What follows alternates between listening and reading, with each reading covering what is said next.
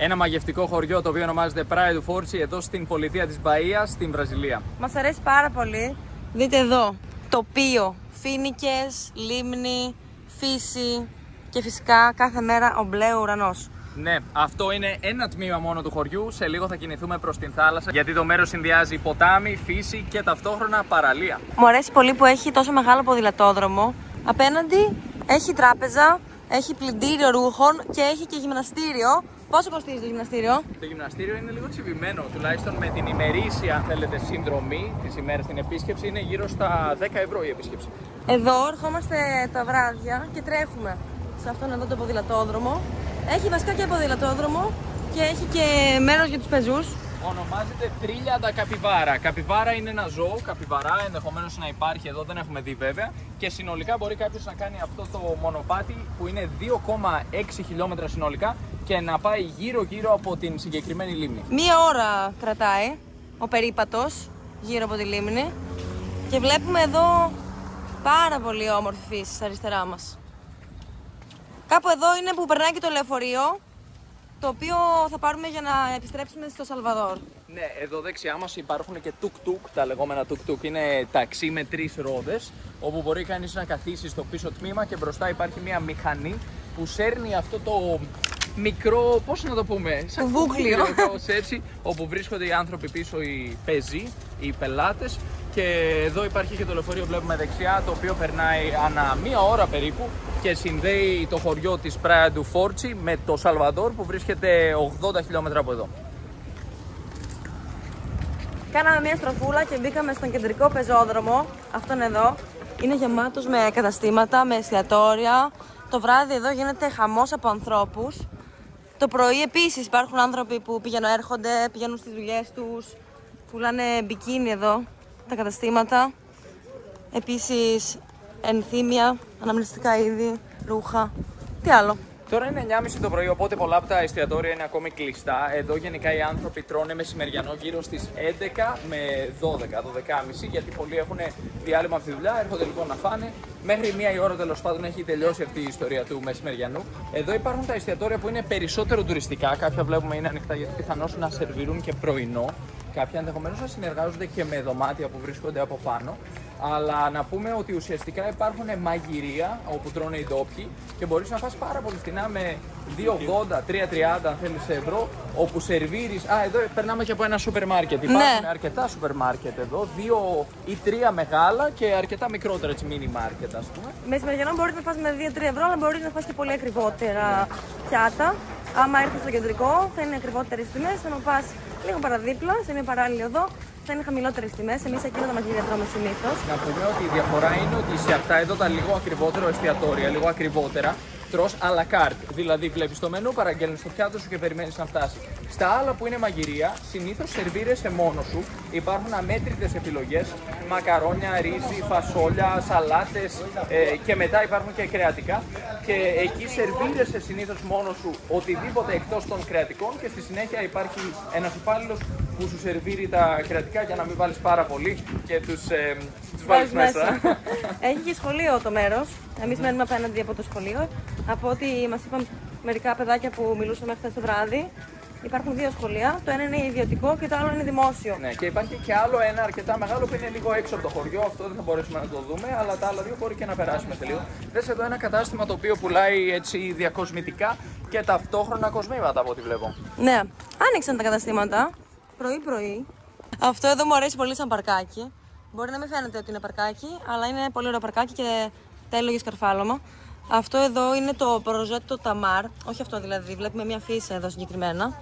Υπάρχει το Projeto Tamar που θα επισκεφτούμε αργότερα. Και παρένθεση, πριν περάσουμε από τις τουαλέτες, βλέπω ότι υπάρχουν τουαλέτες που κοστίζει η χρήση τους 2 ρεάλ, δηλαδή περίπου, πόσο να πούμε, 20 λεπτά του ευρώ, κάπου εκεί 30 λεπτά του ευρώ περίπου.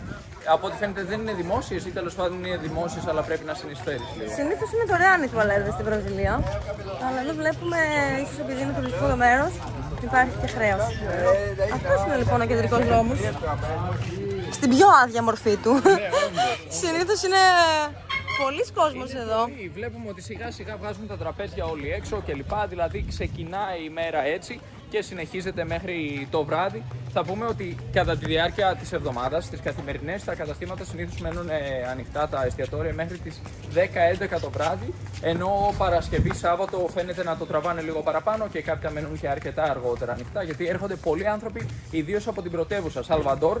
Είδαμε πάρα πολλούς ξένους τουρίστες εδώ πέρα, κάτι που μας έκανε εντύπωση, γιατί στο Σαλβαντόρ είδαμε πολλούς τουρίστες από την υπόλοιπη Βραζιλία. Εδώ πραγματικά είδαμε ότι κλείνανε χώρους, κλείσανε την εκκλησία για να πραγματοποιήσουν ένα γάμο. Άνθρωποι που μάλλον ήταν από την Αμερική. Πού είναι? Τα μυρίζω. Τα μαγειρεύουν ήδη. Ναι, τα μύρισα και φαρόφα μύρισα. Ναι, κάνουμε την νηστεία, άρα οι μυρωδιές γίνονται λίγο πιο έντονες, μπορώ να πω, μετά από την νηστεία. Εδώ εντωμεταξύ υπάρχουν πολλά δέντρα, έχουν προσεγμένη την φύση ο Δήμος, έχει κρεμάσει και ωραία γλαστράκια εδώ από ένα δέντρο. Τι ωραίο που είναι έτσι πραγματικά αυτά τα δεντράκια με τη σκιά τους στο κέντρο αυτού του δρόμου, του κεντρικού, γιατί έχει πάρα πολύ ήλιο, πάρα πολύ ζέστη καθημερινά.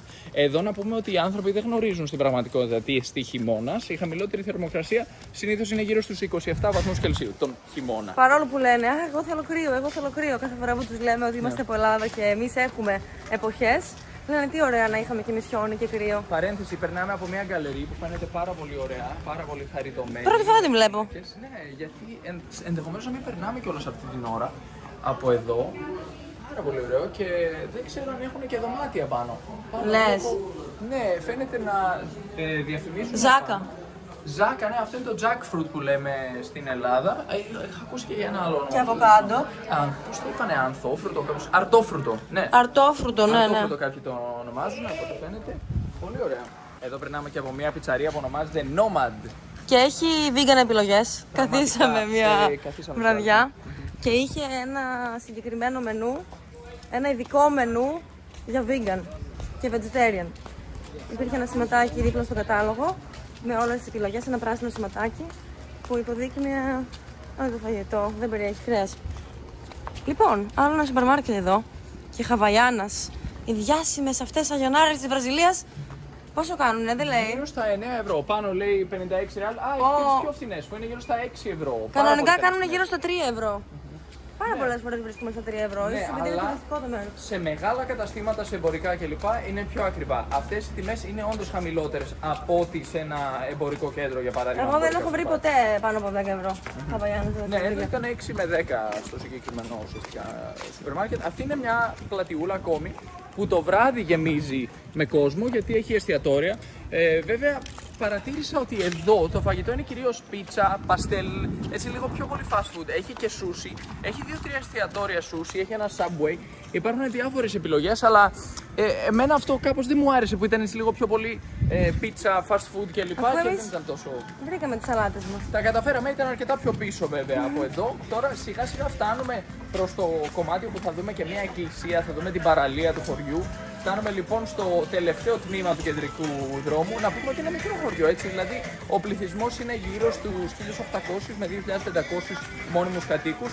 Είναι ψαροχώροι, ήταν καθολικά, ας πούμε, παραδοσιακά, ήταν ψαράδες οι άνθρωποι εδώ, αλλά πλέον έχει ανέβει πάρα πολύ ο τουρισμός και έτσι έχουν ανεβεί πολύ εδώ οι άνθρωποι, η οικονομία, η ντόπια οικονομία, γιατί πραγματικά όλοι αυτοί οι άνθρωποι εδώ, δείτε ένα σπιτάκι. Αυτό λοιπόν είναι ένα σπίτι ενός ντόπιου από εδώ, ενός ανθρώπου που κατοικεί εδώ, γεννήθηκε και μεγάλωσε εδώ πιθανώς. Και σιγά σιγά βλέπουμε ότι πολλά από αυτά τα σπίτια μετατράπηκαν σε καταστήματα, είδη τουριστικά είδη κλπ. Εστιατόρια, ξενοδοχεία. Τον κυνηγάει ο σκύλος. Κλασικοί σκύλοι, δεν τους αρέσουν ρόδες. Να το και το σχολείο.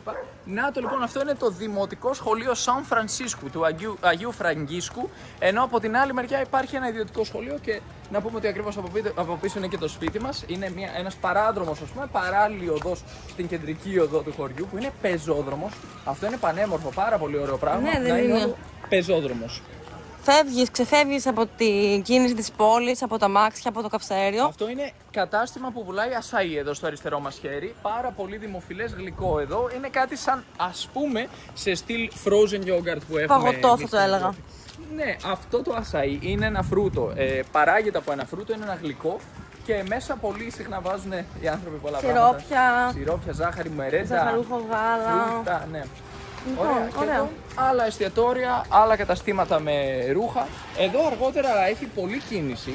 Θα ρίξουμε μια ματιά. Θα ρίξουμε μια ματιά και αργότερα φυσικά. Μετά από μια σύντομη στάση στο σπίτι, όχι και πολύ σύντομη, για να πακετάρουμε και για να κάνω μάθημα γιόγκα, ξαναήρθαμε στο ίδιο σημείο που βρισκόμασταν προηγουμένως και τώρα έχει περισσότερο κόσμο. Όντως έχει αυξηθεί η κίνηση τώρα, είναι 11 και 4 το πρωί και εδώ βλέπουμε πολύ κόσμο που έχει έρθει για να στήσει τα στάν του. Πουλάνε εδώ διάφορα, ας πούμε, κολλιέ, μπιζού, βραχιολάκια, παραδοσιακές φορεσιές και όχι και τόσο παραδοσιακές φορεσιές, γιατί καμιά φορά η αλήθεια είναι ότι είναι από αλλού αυτά τα φορέματα και οι φορεσιές, ας πούμε, και νομίζουμε ότι είναι από εδώ. Αλλά δεν είναι. Μία φορά αγοράσαμε μία φορεσιά από Ινδία εδώ στο Σαν Λουίς στην Βραζιλία και ο πολιτής μας το πούλησε για ρούχο του Σαν Λουίς, του Μαρανιάου, της Βραζιλίας. Ναι, και μετά ναι. το ανακαλύψαμε ότι ήταν της Ινδίας. Και μετά είδαμε την Ινδία, λέμε.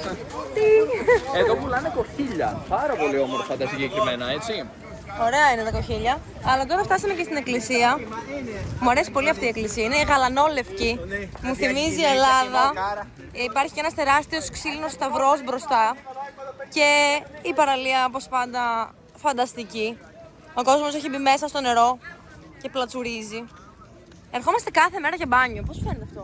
Είναι ιδανικό πραγματικά, γιατί ο καιρός πάντα είναι ιδανικός εδώ πέρα για μπάνιο. Η θερμοκρασία της θάλασσας είναι γύρω στους 27 βαθμούς. Αυτό δεν υπάρχει, εντάξει. Δεν το έχω συναντήσει σε κανένα άλλο μέρος του κόσμου να είναι τόσο ζεστό το νερό της θάλασσας. Ξέρω ότι κάποιους δεν αρέσει. Λένε θέλω και λίγη δροσιά. Είναι και δροσερή ταυτόχρονα. Άμα κάνεις μακροβούτι προς τα κάτω, εκεί κρυώνει λίγο το νερό. Εδώ υπάρχει ένα stand που σερβίρει ποτά κατά τη διάρκεια της ημέρας. Το βράδυ δεν είναι εδώ. Έτσι, όσοι θέλουν να πιούν μια μπυρίτσα ή ένα κοκτέιλ, μπορούν να έρθουν να καθίσουν σε ένα από τα μπαγκάκια και να θαυμάσουν εδώ τη θέα. Πάμε λίγο να δούμε την παραλία πιο κοντά. Εδώ είναι η κεντρική παραλία του χωριού.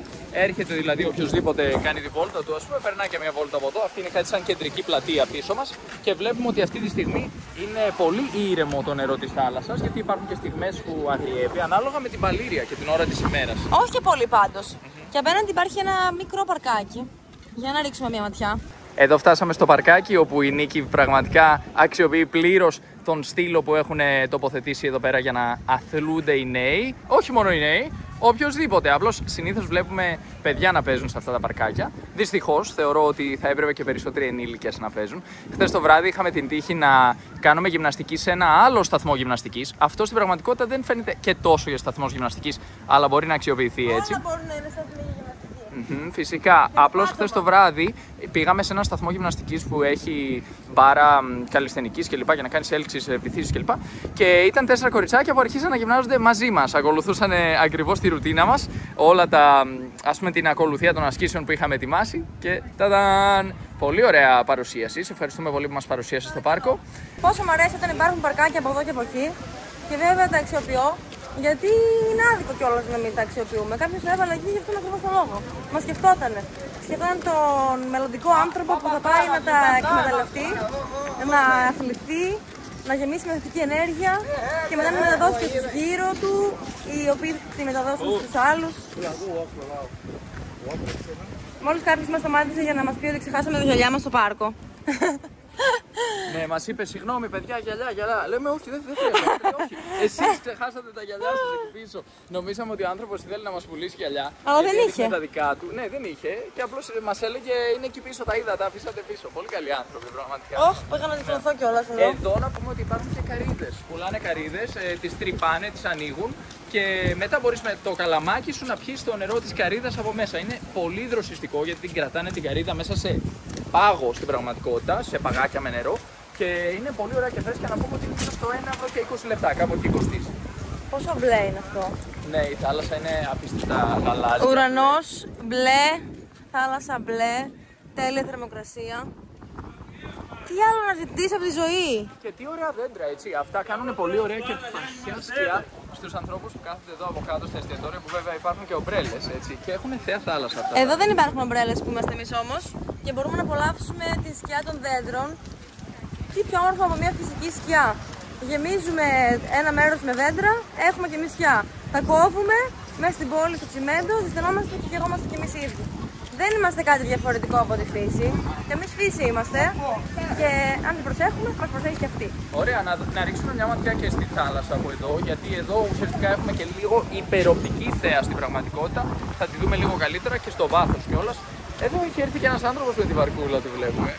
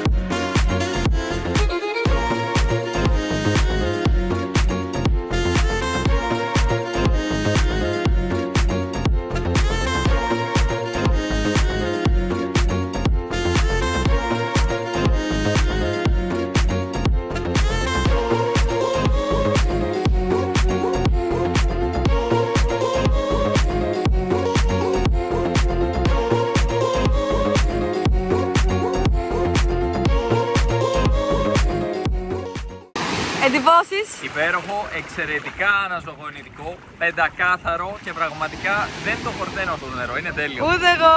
Τέλειο. Σειρά σου, Νίκη, κάνε και εσύ τη βουτιά σου, γιατί επιβάλλεται καθημερινή βουτιά εδώ στην Πράια του Φόρτσι. Σε λέω είναι τέλειο αυτό το νερό.